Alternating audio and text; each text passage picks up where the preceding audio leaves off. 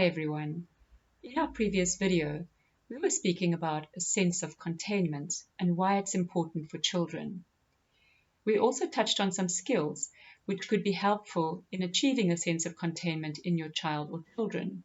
Today I want to speak about something very important, and that is how those skills are implemented. I think it's important to look at how we do this because for many of us, we don't have a model of positive discipline. We remember something more harsh, things like shouting and threatening and physical punishment. And the danger is that without a model of positive discipline, we will try to implement non-violent skills in much the same threatening and coercive manner as those things were implemented with us. Many people, when they hear me say that we need to stop a child doing something wrong or get them to do a right thing, immediately think that they would need to threaten the child, get them to stop, or force them to do the right thing. And this is not the case. A paradigm shift is needed here. Nonviolent discipline is not fear-based. With a nonviolent approach, we look at discipline as support for the child to do better rather than punishment for doing something wrong. And we look at discipline as containing rather than coercive. So let's try and distinguish between those things, containing and coercive. What is coercion? Coercion is where you try to force a certain response out of the child using threats and fear. So even if you feel like you're giving your child a choice, you're not really giving a choice because you're saying, my choice? Scary, scary choice. Choose my choice. Choose my choice. Scary, scary choice. My choice. Like, you can behave, you can get a hiding. That's being coercive because you are trying to force the child to make a certain choice. Now, a genuine choice is like, do you want a red one or a blue one, where you don't mind which one they choose. When you're being coercive, you feel very invested in them choosing the thing that you want. You feel like you have to make them choose a certain course of action. So you become forceful. And when the child doesn't cooperate, instead of realizing, oh, I'm being coercive and control freaky and horrible and I should stop this, what usually happens is you get distressed that the child is not cooperating and you could possibly escalate your threat. You started out with a smaller threat, you won't be allowed to watch TV tonight, and end up with not watching TV for a month. You're escalating your threat because you don't see the child responding in the way you want them to respond. That's being coercive. Research has shown that a coercive approach to children actually makes behavior worse. Now, in any given situation, there are things that we can control and things that we can't control. The best approach is to focus on the things that we can control, because if we focus all our energy on something we can't control, we waste energy and we don't get very good results. In a situation where a child is acting out, what can I control and what can't I control? Are the child's thoughts under my control? No. Are the child's feelings under my control? No. Is the child's behavior under my control? Actually not. What is under my control? My actions are under my control. My actions. So my response to the child's behavior is under my control. But the child's behavior is actually not under my control. Now, where we get coercive is where we start reaching into something that's not in our control and try to control that thing. So if we start reaching across into the child's space, into their territory, and try to control what they feel, try to control what they think, try to control what they decide or how they act, then I'm actually overstepping. And things start to get ugly because you can't control that stuff. And the methods that people use tend to get coercive. So what I mean by coerciveness, you get threatening, you get intimidating, you start to use fear to control something which is not in your control, which is a child's response.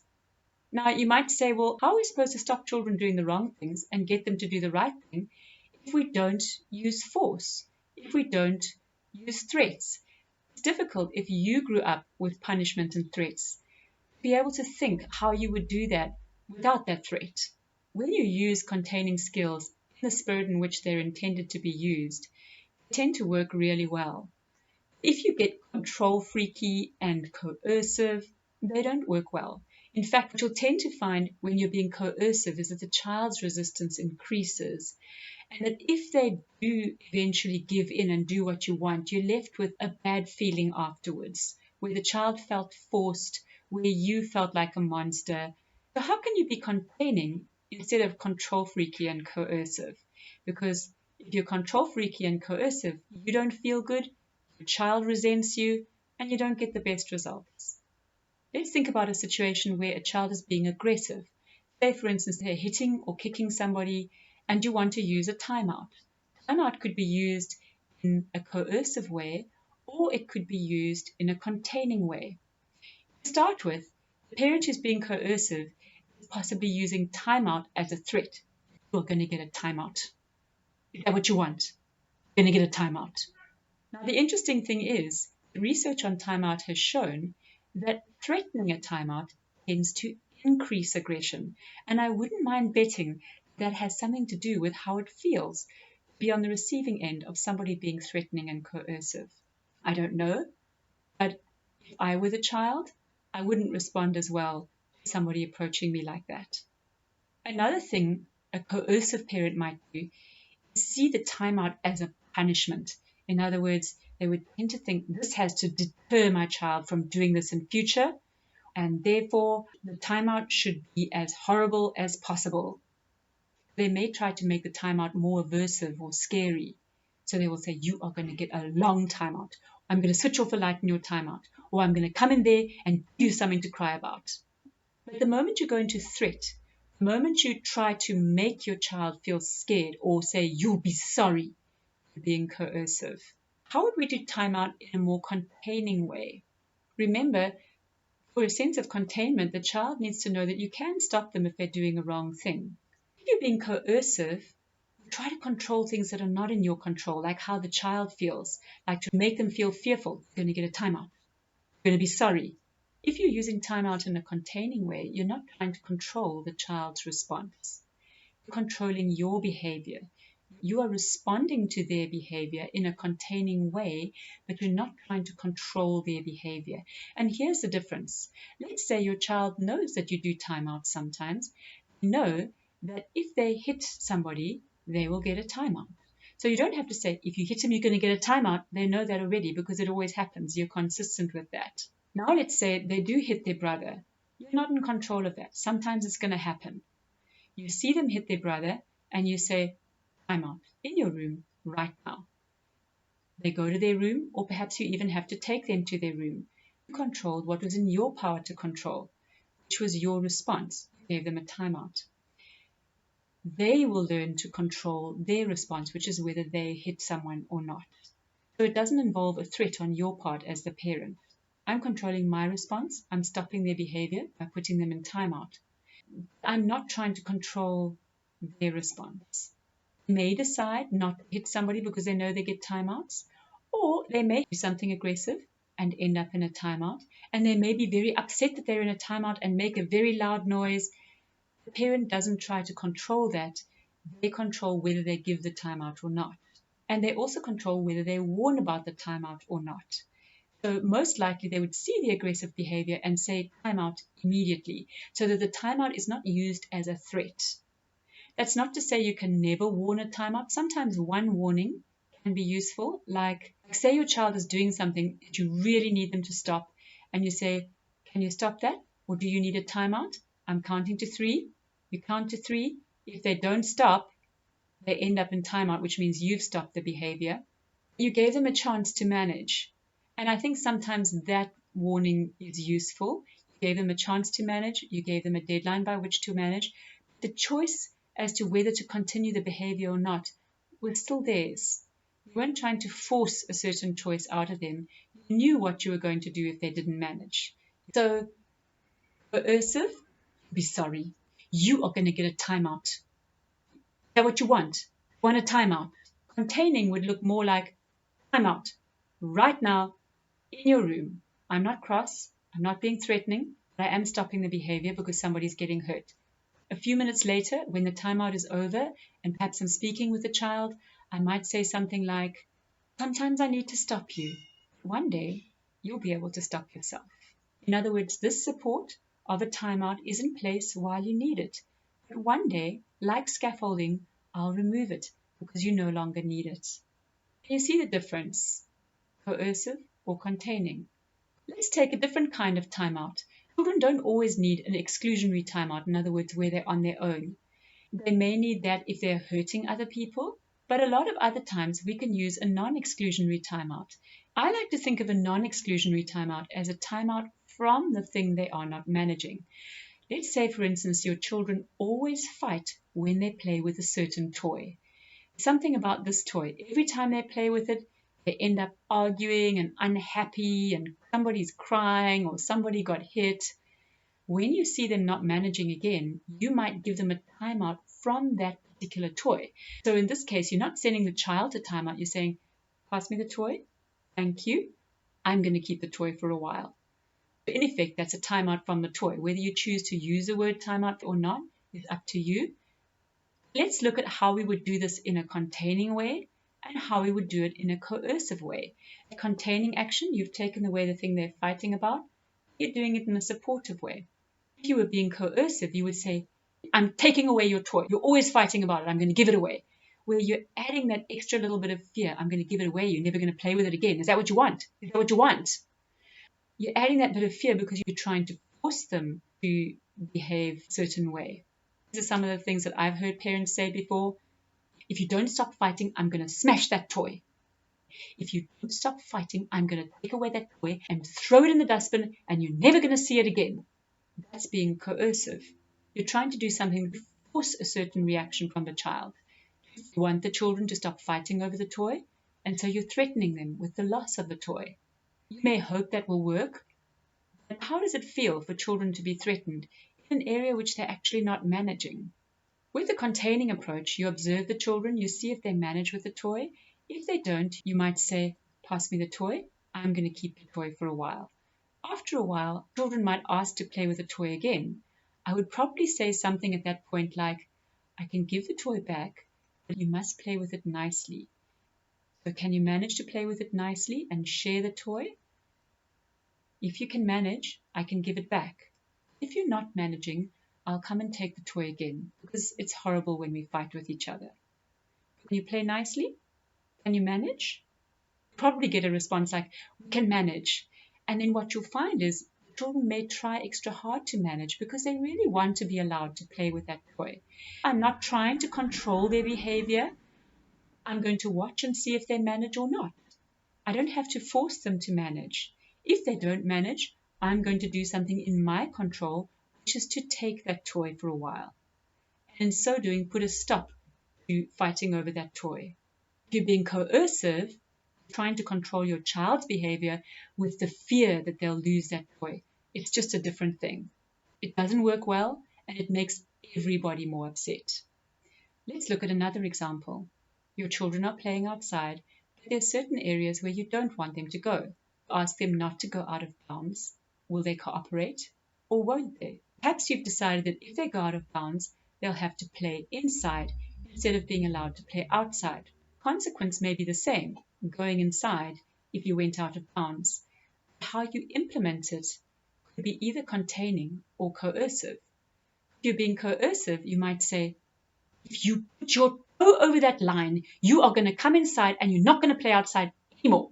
You're trying to get the child to decide not to go out of bounds based on the threat of going inside. Now, you could use the same consequence in a way that's not coercive at all. You might say to the children, if you can play nicely and not go out of bounds, then we can play outside. But if you go out of bounds, we'll have to play inside. You might say, but isn't that a threat? Actually not, because the children still have a choice. They'll most probably choose to stay in bounds. They're not feeling upset or threatened by anybody. They want to play outside, and that motivation should keep them playing in the play area.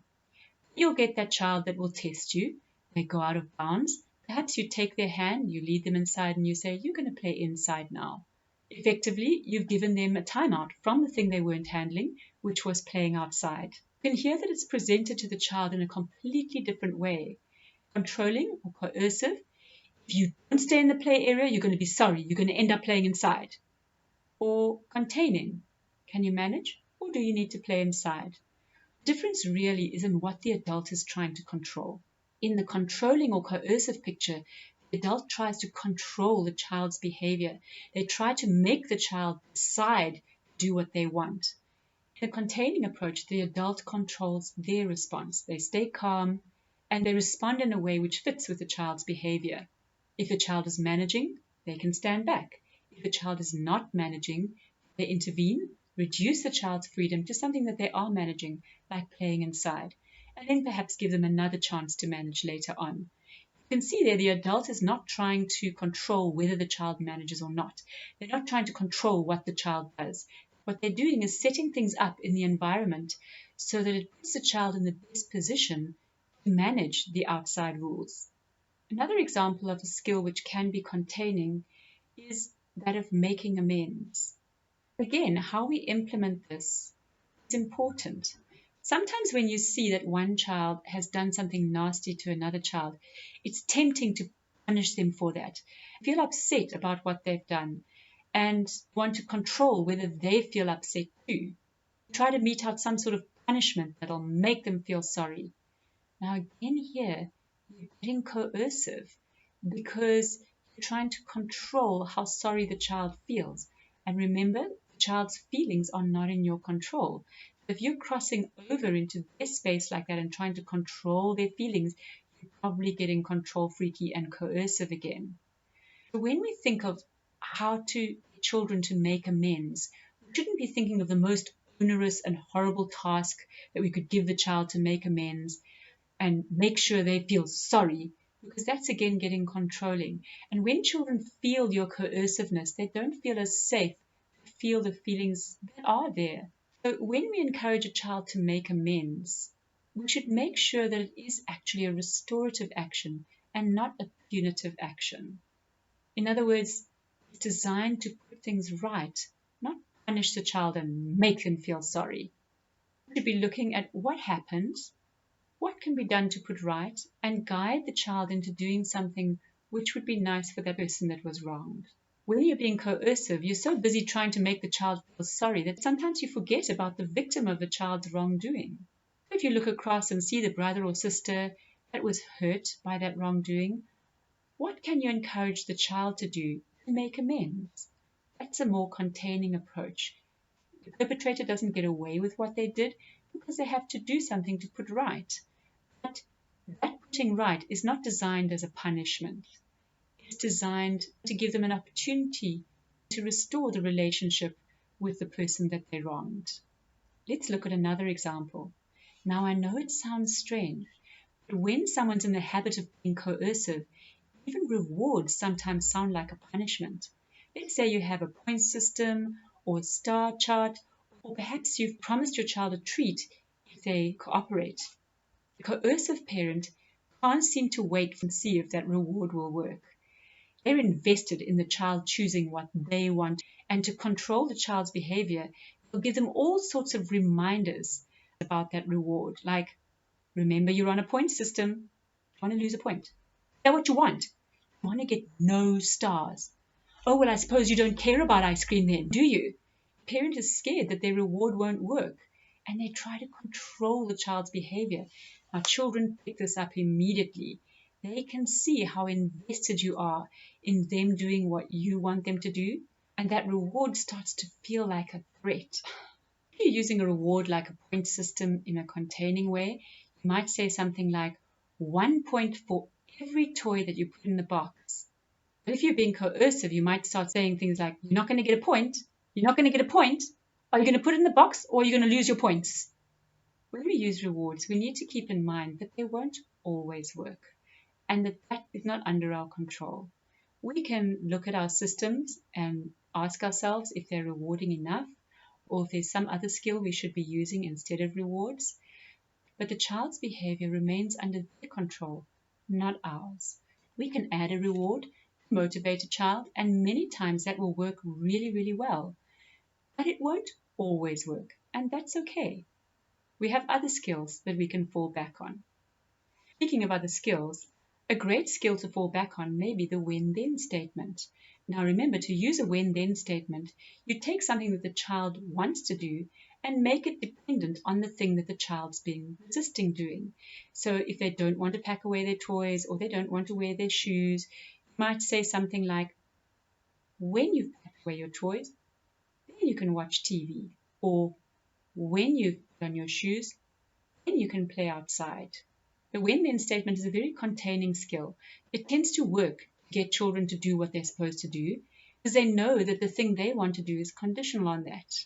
Now, some parents think they're using a when-then statement, but it sounds more like this.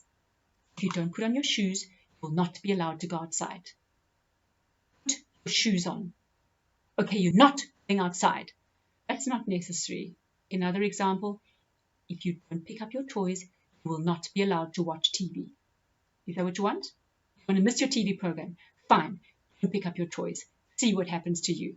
You can see the difference. A coercive parent is trying to control whether the child picks up the toys or not. They're trying to force a certain reaction using a threat, using fear. The parent using the when-then statement in a containing way knows that they don't control the child's behavior.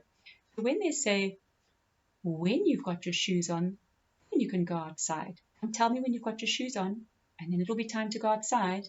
Chances are the child will put their shoes on quickly and come and say, my shoes are on, and you can let them play outside. But there's always a chance that the child will decide that they're not putting their shoes on. They may say, I'm not putting my shoes on. And you might say, you can be barefoot, but then you must play inside. They might bang on the door and say, open the door, I want to play outside. And you might say, when you've got your shoes on, then I'll open the door. They might be very upset about that. You simply stick with your boundary. Not trying to control the child's behavior. You know they might defy you about the shoes. You know they might be upset. You're controlling your behavior. You're not allowing outside time until the shoes are on. In this situation, the child actually has a choice. They can decide not to put their shoes on, but in effect, that means that they're deciding to play inside, and you've left that choice up to them.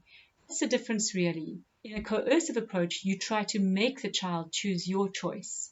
In a containing approach, you decided on a response to the child's behavior, and you control your response. It works either because the child wants to go outside and they put their shoes on, or because the child decided not to put their shoes on, and they missed the thing they wanted to do. Defiance incurred a consequence, but they chose that. And you may find that next time they make a different choice. You can see quite a difference between a coercive approach and a containing approach in terms of the amount of force used. When somebody is using a coercive approach, they often escalate the threat. You're not going to watch TV. You're not going to watch TV for a week, or I'm going to smack you. You're going to get a hiding. Not going to that party. You are grounded for a month. You're grounded for 2 months. You're relying on threat to control the behavior. But the behavior is not under your control. And so you find yourself escalating your threat. When you're taking a containing and non-violent approach, it's very different. You use minimum force. And the thing about using minimum force is that because a child doesn't feel so threatened and coerced, when they do the right thing, they feel like they're choosing to do it, not like you forced them. So that child that chooses to stay in bounds when they play outside, because they know that otherwise they'll be asked to play inside, feels like they're just choosing. A child that's forced to do something because you're threatening them may cooperate, they'll resent you. And when you're not there to threaten them, they may well rebel and do something else. The child in the containing environment will sometimes test you to see what you'll do. And when they see that you act in a containing way, but you're not angry, you're in control of your responses, they will soon start choosing to do the right thing because that puts them in the best position. When there's threat and coercion, and the child gives in and does what you want, they do it because you forced them to do it. When there's minimum force, and the child does what you want, they do it because they choose to do it. And they start to internalize that. They start to believe that it's their choice to do the right thing. There's a difference between being coercive and control freaky and being containing and supportive. The child that's being forced to do something may do it, but is more likely to rebel against that later when you're not there. The child that's been brought up with non-violent skills, with minimum force, is more likely to internalize your values and do the right thing because they choose to. So when your child doesn't cooperate and you need to use discipline skills, ask yourself, am I being control freaky and coercive, or am I being containing? Am I being punitive, or am I being supportive? Because whichever it is, it makes a very big difference to your child and a big difference for you. That's all for now. If you would like to find out more about nonviolent discipline, visit the Peace Discipline website at www.peacediscipline.com and subscribe to this channel. Thanks for watching.